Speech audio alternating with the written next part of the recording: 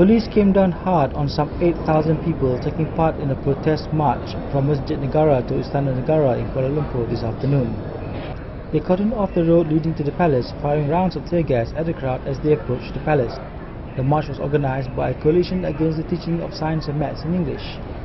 Known by its Malay name as Gerakan Mansuhkan PPSMI, it is a coalition of 14 NGOs. Some of its pro-tem committee members include opposition politicians. Two GMP leaders, the National Laureate A. Samad Said and former Dewan Bahasa dan Pustaka Director Hassan Ahmad, managed to get past police cordon to hand the coalition's memorandum to the king. Samad, who is 76 years old, also marched from the Masjid Negara to the palace. He was seen choking from the tear gas and had to be aided by several individuals towards the palace. The memorandum states that the people are seeking royal intervention on the controversial policy which is said to be implemented at the expense of mother tongue education. The march started at Masjid Negara at 2 p.m. After Zuhur prayers, and protesters overpowered a dozen riot police who tried to seal off the entrance of the mosque.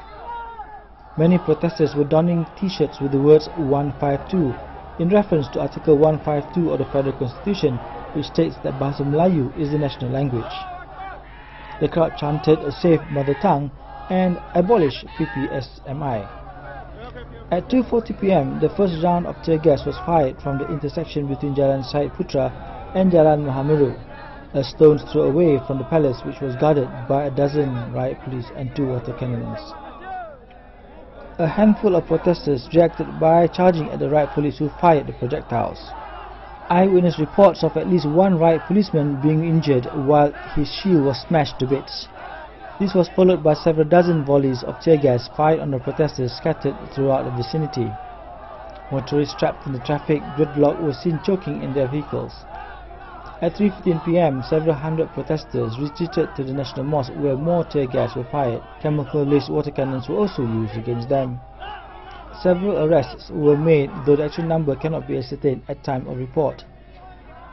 There are reports that as many as 124 people being detained. Despite failing to gather near the palace, PKR Supreme Council member Badrul Hisham Shaharin, who was among the protesters, said that GMP had achieved its objective.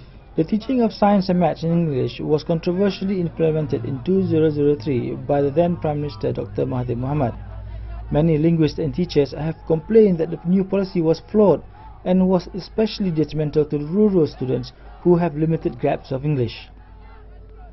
Meanwhile, the star-quoted Inspector General Police Musa Hassan is saying in a report today that during the police discussions with GMP, it was decided there would not be any rally. He said they had agreed to send representatives to the Istana after Zuhur prayers, but when political parties like PAS and PKR got involved, it became an illegal gathering and demonstration.